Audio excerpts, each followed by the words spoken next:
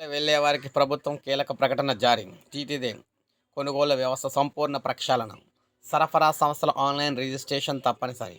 Digital, physical తనిఖీ తర్వాతే టెండర్‌లో పాల్గొనేందుకు అనుమతి. తిరుమల తిరుపతి దేవస్థానం శ్రీవారి ప్రసాదాల తయారీ, నిత్యాన్నదానం కోసం వినియోగించే దినుసులు కొనుగోలు వ్యవస్థను టీటీడీ పూర్తిగా ప్రక్షాళించబోతుంది. వైకాపా హయాంలో జరిగిన కల్తీ కుంభకోణం, నాసిరకం దినుసుల కొనుగోలు నేపథ్యంలో ఎక్కడా అవకతవకలు తావు లేకుండా పూర్తి పారదర్శకంగా నాణ్యమైన సరుకుల్ని సరైన ధరలకు కొనుగోలు చేసేందుకు వీలుగా ఒక సమీకృత డిజిటల్ ప్లాట్ఫామ్ అభివృద్ధి చేసింది. ఏడాది పొడవునా టీటీడీకి ఏ రకం దినుసులు ఎంత పరిమాణంలో కావాలి, వాటిని ఎప్పుడు ఎంత కొనాలి, ఎంత నెలలో ఉంచుకోవాలనే సమగ్ర మార్కెటింగ్ వ్యవస్థను రూపొందించుకోవడంలో ఈ డిజిటల్ ప్లాట్ఫామ్ క్రియాశీలకంగా మారనుంది. టెండర్లు, ట్రేడర్ల రిజిస్ట్రేషన్ నుంచి నాణ్యత తనిఖీ, బిల్లులు చెల్లింపు వరకు ప్రతి ప్రక్రియ ప్లాట్ఫామ్ ద్వారా ఇక్కడ నిర్వహించనున్నారు. తలనీలాలు, వస్త్రాలు లాంటి టీటీడీ విక్రయించే వస్తువులకు ఈ ఆక్షన్ ప్లాట్ఫామ్గా దీన్నే వినియోగిస్తారు.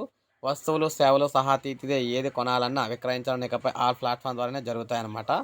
ఇదైతే రిజిస్ట్రేషన్ చేసుకోవాల్సిందే. టీటీడీ సుమారు 97 రకాల దినుసులు కొనుగోలు చేసింది. వాటిలో నెయ్యి లాంటి నిత్యావసర దినుసులు 27-30 వరకు ఉన్నాయి. టీటీడీ బడ్జెట్లో ఏటా దినుసులు కొనుగోలుకి 700 కోట్లు వెచ్చిస్తుంది. ఇంతవరకు టీటీడీకి సమీకృత ప్రొక్యూర్మెంట్ పోర్టల్ లేదు. టెండర్లు పిలిచేందుకు ఏపీటీఎస్ను వాడుతున్నారన్నమాట. సరఫరాదారులతో ఒప్పందాలు, నాణ్యత ప్రమాణాలు నిర్దేశించడం, చెల్లింపులు లాంటి 80% పనులు త్వరత పత్రాల ద్వారానే జరుగుతున్నాయి.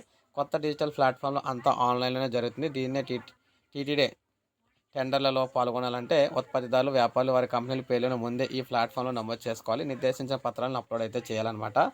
మొత్తంగా చూసుకుంటే భక్తుల కోసం రాష్ట్ర ప్రభుత్వం ఈ కొత్త విధానం అయితే తీసుకొచ్చింది.